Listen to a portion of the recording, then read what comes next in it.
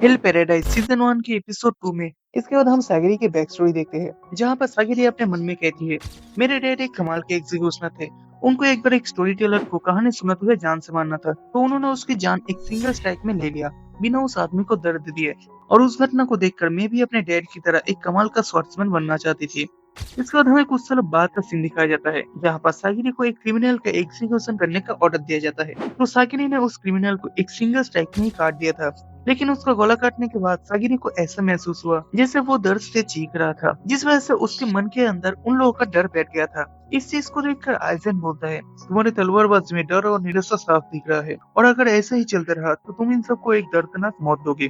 साथ ही वो सागिरी को अपने तलवार की तरफ देखने को कहता है, तो सागिरी को अपने तलवार में अपराधियों के सूल नजर आती है, जो कि बहुत ही ज्यादा गुस्से में उसे देख रही है। उसे समझ नहीं आता कि वो अपने इस डर को कैसे दूर कर सकती है और अपने डैड की तरह एक कमाल की एग्जीक्यूशनर कैसे बन सकती है।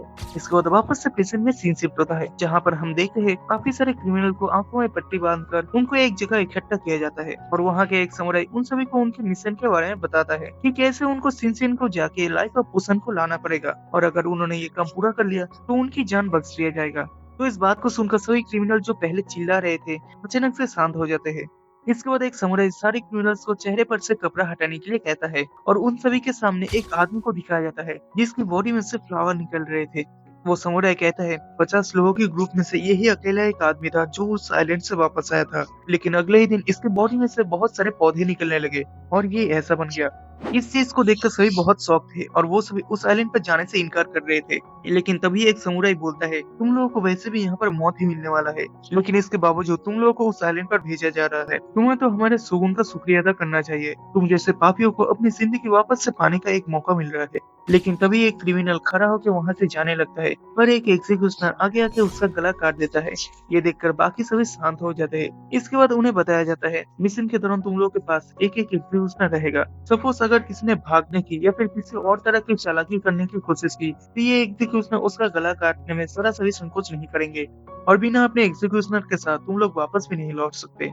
और हाँ, एक आखिरी बात, पैराडाइज आइलैंड जाने वाले उस नाव में इतनी जगह नहीं है, तो तुम्हें अपनी संख्या कम करना होगा। तो इस बात को सुनकर एक पीले बालों वाला क्रिमिनल दूसरे क्रिमिनल को गला घोट के मार देता है, और इसी के साथ ही मौत का ये भयानक मंजर शुरू हो जाता है और सभी क्रिमिनल्स एक दूसरे के खून के प्यासे हो जाते हैं। तो इस चीज को देखकर सोन को बहुत ही मजा आ रहा था, और वो एक समुराई से पूछता है, इन सभी में सबसे खतरनाक कैदी कौन है? जिस पर एक समुराई कहता है, जिनके भी नाम पर रेड सील लगाया गया है, उनके पास स्पेशल ह्यूमन स्ट्रेंथ है, जिसमें पहला है आजाचुकी, एक बेरहम लूटेरों के ग्रुप का लीडर। तामिया, जिसे लोग ब्लेड ऑफ ड्रैगन भी कहते हैं। अगली है यूजुरिया, जिसने अकेले सभी का कैसल की सारी निंजास की जान ली थी। रोकोरोता, एक ऐसा दानव जिसे लगभग मारना इम्पॉसिबल है। और आखिर में है लेजेंडरी एसेसियन गाविमोरो द होलो। पर हम देखते हैं गाविमोरो अपनी जगह से हिला तक नहीं है। इस तरफ आइजन सागिरी के पास आके बोलता है, अगर तुम्हें डर लग रहा है तो तुम्हें घर जाना चाहिए, वैसे भी ये काम तुम्हारे लिए नहीं बना है।